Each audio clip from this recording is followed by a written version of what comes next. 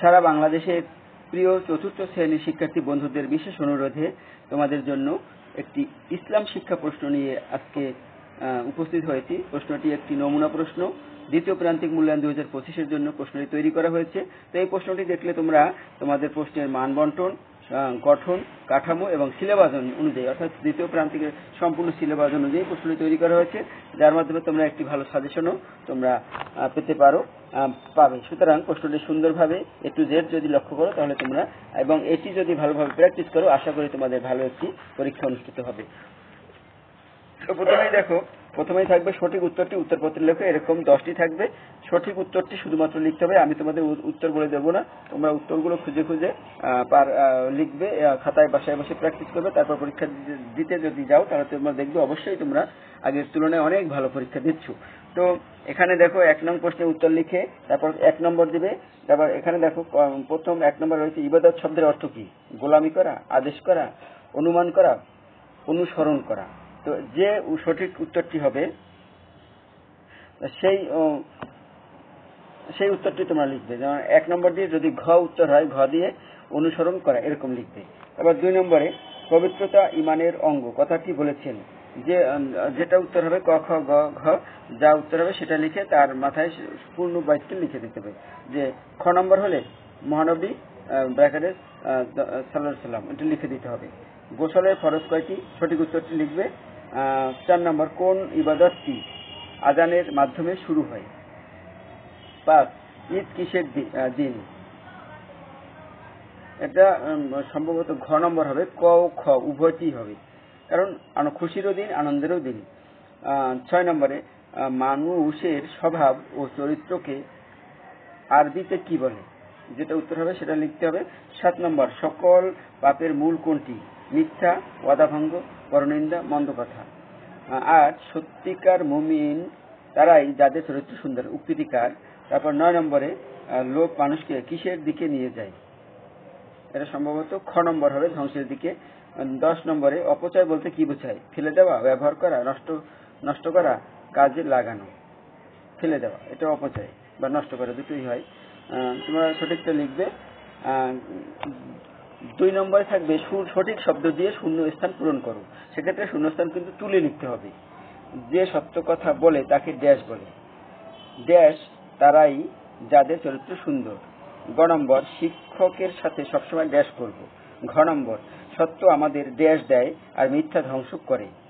উমো লোভে পাপ, পাপে মৃত্যু। এরপরে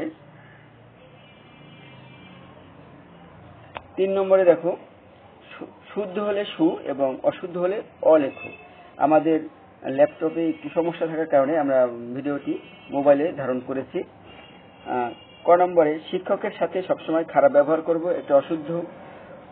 পুরো লাইন লিখে সামনে টান দিয়ে অশুদ্ধ লিখলে ভালো হয়। আর অনেকে আবার কি করে, ক নম্বর দিয়ে অশুদ্ধ লিখে দেয়। তো দুটোই হবে, তবে সবচেয়ে লাইন তুলে লিখলে সুন্দর হয়। খ নম্বর পরনিন্দা করা হারাম, এটাও সু। কুরআন মাজিদের ভাষা আরবি, সু হবে সম্ভবত। আরবি হরফের মাখরাজ 17টি, এটা তোমরা জেনে নিবে। তারপর মাদ্য অর্থ দ্রুত করা, এটাও জেনে নেবে, এটা আমার জানা নেই।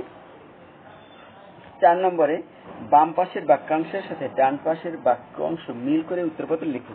এখানে দেখো বাম দিকে 5টি বাক্যাংশ আছে, তার সাথে এখানে মিল করতে হবে। যেমন চরিত্র অসৎ হলে সকলে ড্যাশ, এখানে সামনে একটা হাইফেন দিয়ে 3 নম্বর হবে ঘৃণা করে। আমরা বড়দের, সামনে হাইফেন দিয়ে 5 নম্বর হবে সম্মান করব। গ 2 জবর 2 জের 2 পেশকে 1 নম্বর হবে তানবিন বলে, সম্ভবত সেটাই হবে। তারপরে আমরা কুরআন মাজিদ ড্যাশ,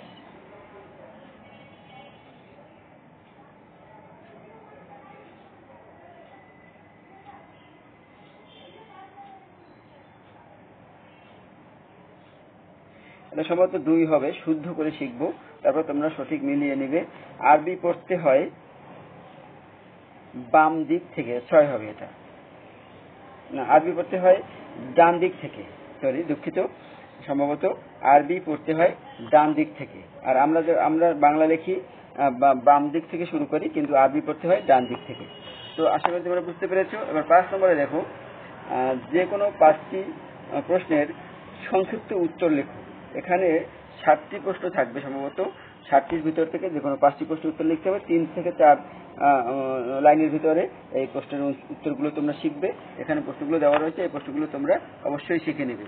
আর বোর্ড প্রশ্ন দেখো, যে কোনো 5টি বর্ণনামূলক প্রশ্নের উত্তর লেখো। এখানে 5টি বর্ণনামূলক রয়েছে, 3 থেকে 4 বা 5 লাইনের ভিতরে উত্তরগুলো লিখবে এবং সংক্ষিপ্ত একাধিক প্রশ্নও রয়েছে, সেগুলোও কিন্তু সুন্দরভাবে লিখতে হবে।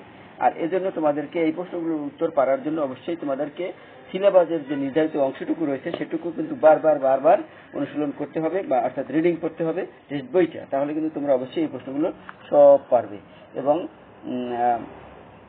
এইগুলো না পারলে কিন্তু তোমরা পরীক্ষায় ভালো নাম্বার এখান থেকে কালেকশন করতে পারবে না। সুতরাং রিডিংটা পড়তে হবে। আর এই প্রশ্নগুলো যদি তোমরা একটু বাসায় প্র্যাকটিস করো, তাহলে আশা করি তোমাদের অবশ্যই সুন্দর একটি পরীক্ষা অনুষ্ঠিত হবে। ধন্যবাদ বন্ধুরা, ভালো থাকবে।